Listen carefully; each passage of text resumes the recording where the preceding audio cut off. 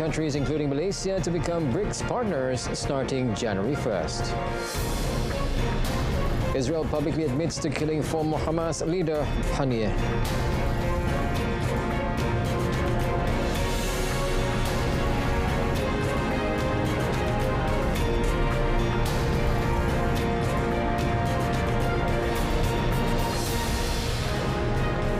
Good afternoon and Salam Malaysia Madani. Thanks for tuning in. I'm Otto Othman and you're watching World Today.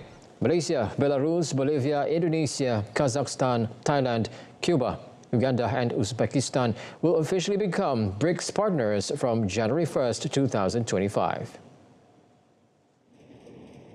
Kremlin aide Yuri Ushakov announced that matter on Monday, saying that they have received 35 applications to join BRICS in one condition or another.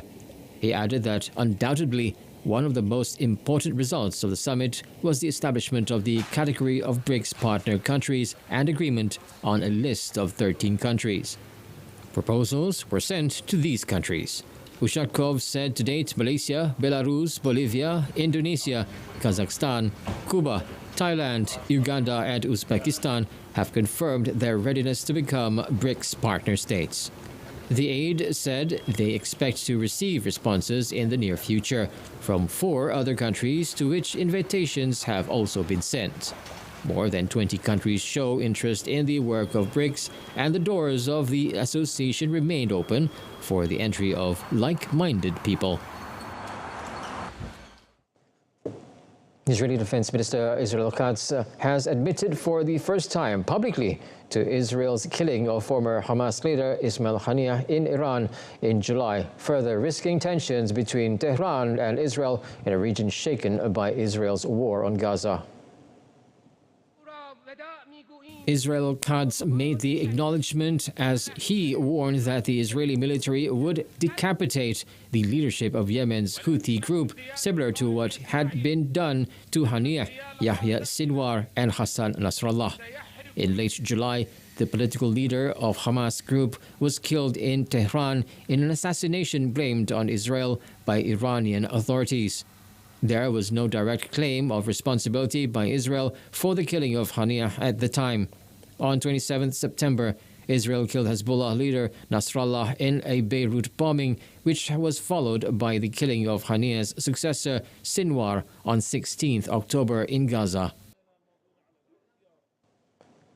The United Nations peacekeepers and Lebanon's prime minister have called for the Israeli army to speed up its withdrawal from the country, nearly a month into a fragile ceasefire between Israel and Hezbollah. UNIFIL said it strongly urges accelerated progress in the Israeli military withdrawal and the Lebanese army deployment in South Lebanon. It called on all actors to cease and refrain from violations of Security Council Resolution 1701 and any actions that could jeopardize the fragile stability that currently prevails. The statement by UNIFIL came after Lebanese Prime Minister Najib Mikati said the United States and France should put pressure on Israel to complete its withdrawal faster. علينا أن نكون صريحين وواضحين لكي يقوم الجيش اللبناني بمهامه على لجنة المراقبة التي أنشئت من جراء الإجراءات المطلوبة لتنفيذ 1901 أن تقوم بدورها الكامل والضغط على العدو الإسرائيلي بوقف كل الخروقات الحاصلة ووقف أيضا الدمار الذي حاصل الذي نراه هنا، ثم أيضا الانسحاب الفوري من الأراضي التي توغل داخلها الجيش الإسرائيلي في الفترة الماضية. فهذه The United States and France, along with Lebanon, Israel and UNIFIL, make up the committee tasked with maintaining communication between the parties to the ceasefire and ensuring any violations are identified and dealt with. As part of the truce agreement, the Lebanese army and peacekeepers will deploy in southern Lebanon as the Israeli army pulls out over a period of 60 days.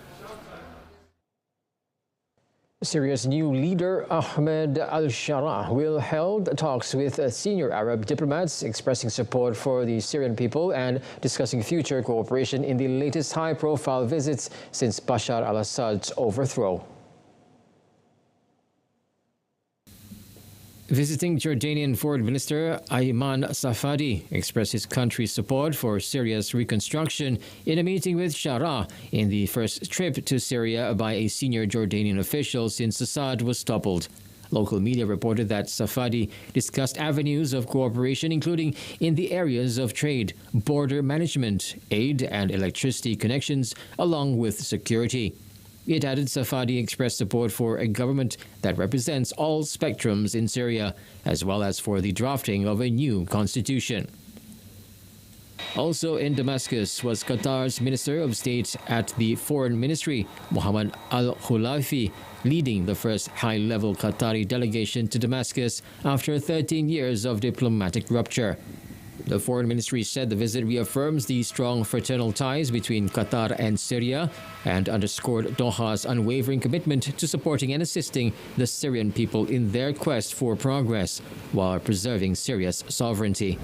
The Qatari side expressed its inclination to launch vast investments in Syria in various fields, especially the energy sector. Meanwhile, the Red Cross has launched an emergency appeal for $145 million to aid millions of Syrians returning to destroyed homes and neighborhoods after the fall of longtime leader Bashar al-Assad.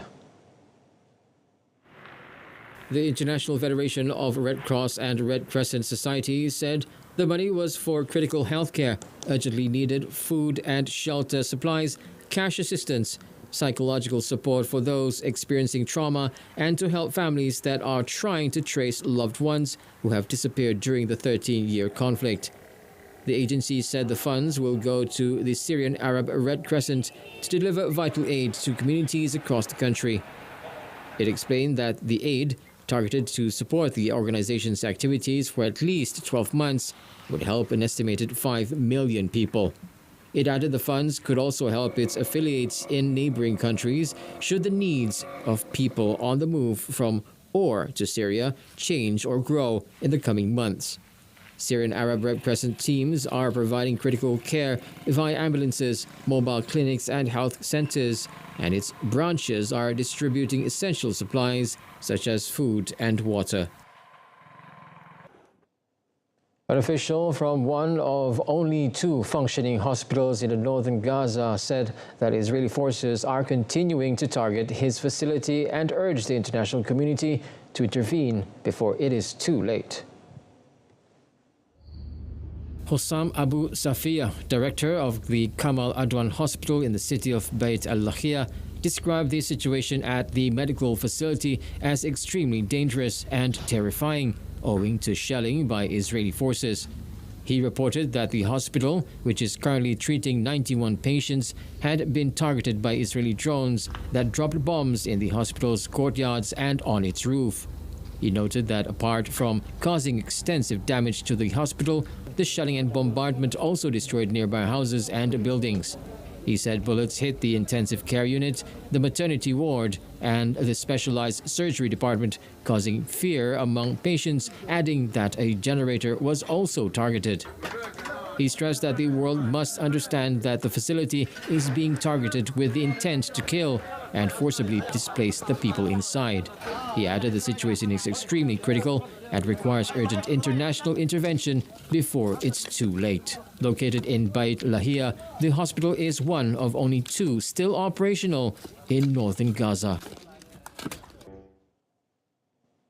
The Indonesian government is committed to expediting the establishment of the ASEAN Coordinating Center for Transboundary Haze Pollution Control.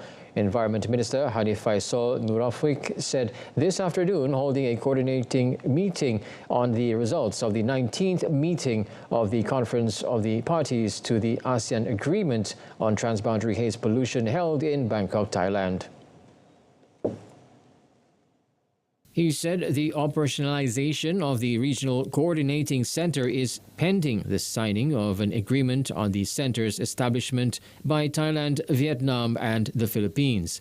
The minister explained that the center is expected to help Indonesia and fellow ASEAN member states to cooperate in identifying viable, on-point measures against transboundary haze pollution in Southeast Asia. He added the center will also help the involved nations to obtain the requisite funds by diplomatically approaching countries from other continents. He further said that next year, the Ministry of Environment will coordinate with the ASEAN Secretariat, Foreign Affairs Ministry, and other relevant ministries and agencies to initiate the establishment of a committee that will manage the coordinating center. The Philippines is planning to acquire the U.S. Typhoon missile system as part of a push to secure its maritime interests. Philippine Army Chief Lieutenant General Roy Galido said the equipment would be acquired because the Army sees its feasibility and its functionality in its concept of the archipelago defense implementation. The U.S. Army deployed the mid-range missile system in the northern Philippines earlier this year for annual joint military exercises with its longtime ally and decided to leave it there despite criticism by Beijing that it was destabilizing to Asia. Galido said the total cost of the acquisition would depend on economics. The land-based mid-range capability, Typhoon missile launcher developed by U.S. firm Lockheed Martin for the U.S. Army, has a range of 480 kilometers, though a longer-range version is in development. Galido said the Typhoon system would enable the Army to project force outwards up to 200 nautical miles, which is the limit of the archipelago nation's maritime entitlements under the United Nations Convention on the Law of the Sea. He added the Typhoon platform will protect the country's floating assets, a reference to ships of the Philippine Navy, Coast Guard, and other vessels. Russia said it has captured the village of Storozheve in eastern Ukraine near the town of Velika Novosilka, which its troops are apparently trying to encircle. The Defense Ministry said in a statement that as a result of a decisive action by troop units, the settlement of Storozheve has been captured. Russia has been advancing steadily in the Donetsk region, where Storozheve is located, against outgunned and outmanned Ukrainian forces. Storozheve and Velika Novosilka are close to the southern front line, which has remained largely static, but where Ukraine says Russia is planning a fresh offensive. Russia is looking to secure as much territory as possible before U.S. President-elect Donald Trump comes to power in January. The Republican has promised to bring a swift end to the nearly 3-year conflict without proposing any concrete terms for a ceasefire or peace deal. Moscow's army claims to have seized more than 190 Ukrainian settlements this year, with Kyiv struggling to hold the line in the face of manpower and ammunition shortages.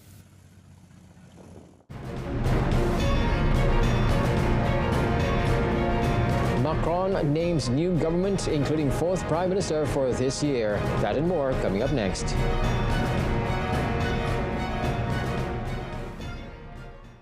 French President Emmanuel Macron has named a new government, putting together a team under François Bayrou, his 4th Prime Minister of the year, to drag the second largest EU economy out of political crisis.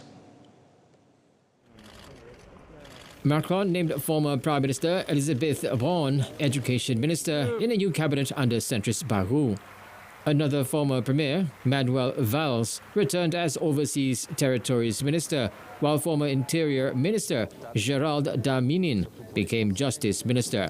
The presidency said both Defense Minister Sébastien Lecornu and former Minister Jean-Noël Barrot kept their jobs. Conservative Interior Minister Bruno Retailleau, who has vowed to crack down on illegal immigration, and right-wing Culture Minister Rachida Dati also stayed in their posts.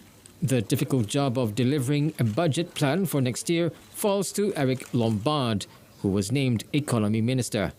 The inclusion of two former prime ministers indicates Macron's desire for a heavyweight government that will enjoy stability and not share the fate of Bayrou's predecessor, Michel Barnier, ousted in a no-confidence vote following a standoff over an austerity budget. Macron will gather Bayrou's team on 3rd January for a first cabinet meeting. South Korea's suspended President Su Yul has refused a summons for questioning for the second time after he snubbed a previous one last week. The conservative leader was stripped of his duties by Parliament on 14th December after his brief declaration of martial law 11 days earlier, which plunged the country into its worst political crisis in decades. Yoon faces impeachment and criminal charges of insurrection that could see him jailed for life or even face the death penalty over a drama that stunned South Korea's allies around the world. The anti-corruption body investigating Yoon's short-lived martial law declaration said it had sent the summons to his office and residence. However, it said the postal system shows that the residential office had rejected the receiving of summons. It added the summons sent electronically also returned as status of unidentifiable, making it unclear whether Yoon had received it. The investigators had called on the 64-year-old to appear for questioning at 10 a.m. local time on Christmas Day. If Yoon appears, he would become the first sitting South Korean president to face questioning by an investigative agency. He failed to attend the initial hearing last Wednesday and gave no explanation for his absence. A United States judge on Monday delayed a trial for the suspect in the second assassination attempt of President-elect Donald Trump until September 2025. Lawyers for the suspect, Ryan Routh, sought a delay of the scheduled 10 February trial date, citing the large volume of evidence in the case.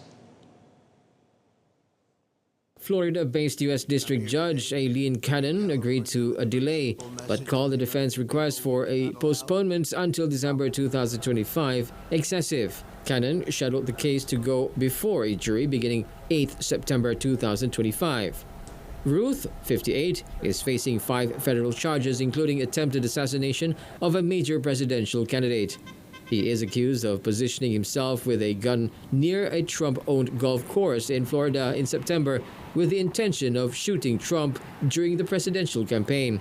Roth has pleaded not guilty. Cannon, who is overseeing the case, is the same judge who presided over the now dismissed criminal case accusing Trump of illegally holding on to classified documents following his first term.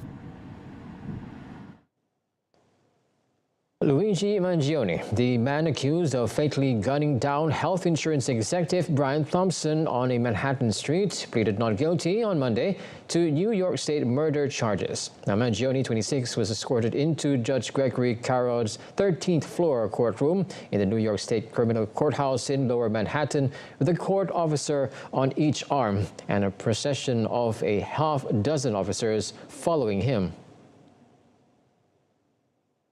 He was in handcuffs and shackles and wore a burgundy sweater over a white-collared shirt. Manion leaned into a microphone and said, "Not guilty," when Caro asked how he pleaded to the 11-count indictment charging him with murder as an act of terrorism and weapons offenses. If convicted, he faces a maximum sentence of life in prison without the possibility of parole. That spectacle and other statements by public officials suggest Manion may not be able to get a fair trial, his lawyer, Karen Friedman Agnifilo, said at Monday's hearing.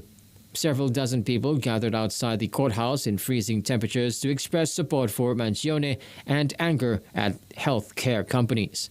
Caro set Manion's next court appearance for 21st February. Germany searched on Monday for answers on possible security lapses after a man drove his car into a Christmas market, killing at least 5 people and casting a renewed spotlight on security and immigration ahead of a snap election. Alternative for Germany AfD leaders staged a rally in front of the Magdeburg Cathedral, with AfD's Chancellor candidate Alice Weidel speaking to the crowd. Weidel said politicians were not standing by those who suffer from the mistakes of the governments. The possible motive of the arrested suspect, a 50-year-old psychiatrist from Saudi Arabia with a history of anti-Islamic rhetoric and a sympathy for the far-right Alternative for Germany AfD party, remains unknown. The man, identified only as Taleb A, had left video messages on social media X account on the day of the attack. In rambling commentary, he variously blamed Germany's supposed liberalism for the death of Socrates, an ancient Greek philosopher.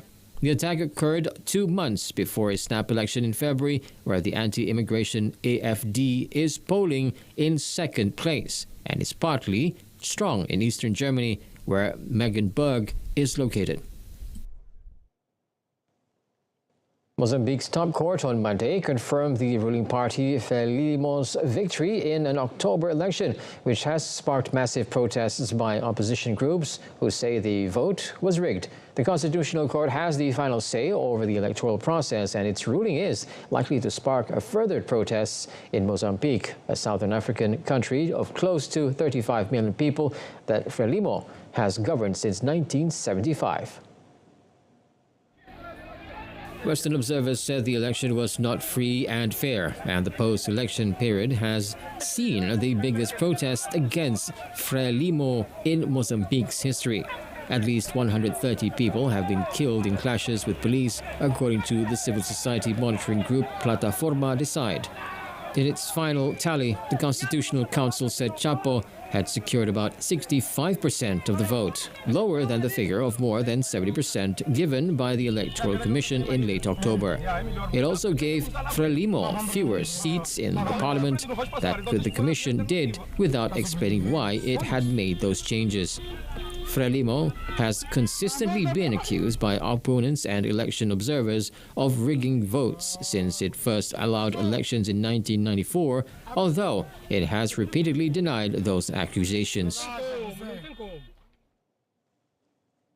An oil slick from two damaged tankers off the coast of southern Russia this month may have polluted up to 200,000 tons of soil.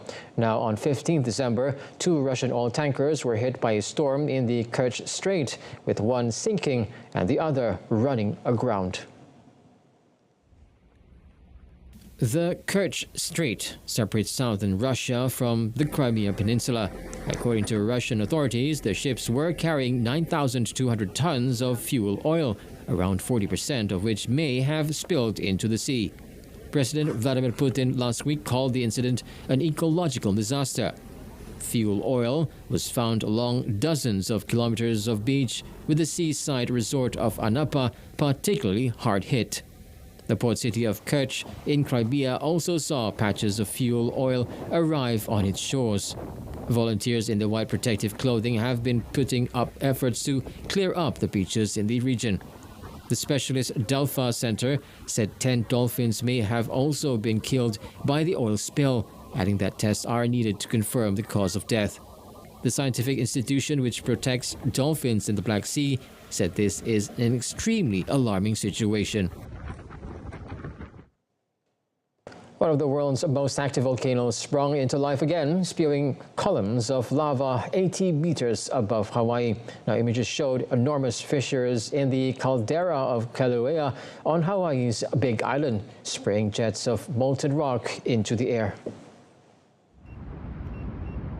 The U.S. Geological Survey Hawaiian Volcano Observatory said the eruption began just after 2 a.m. local time in the southwestern section of the caldera.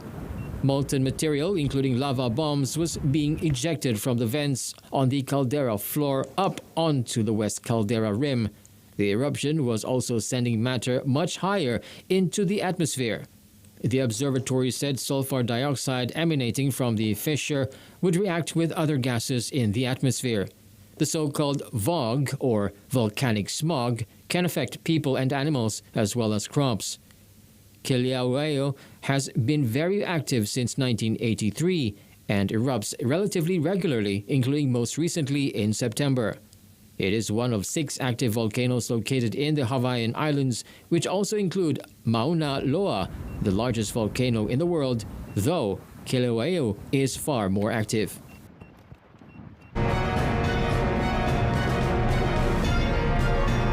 Still to come in sports, Arsenal Saka confirmed out for many weeks following hamstring injury.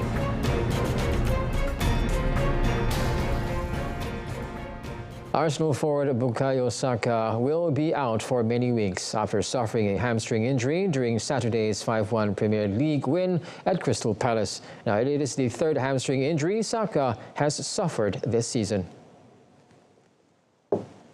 Saka will miss Friday's league game against Ipswich Town at the Emirates. Arsenal boss Mikel Arteta said he was putting some ideas together to deal with Saka's absence.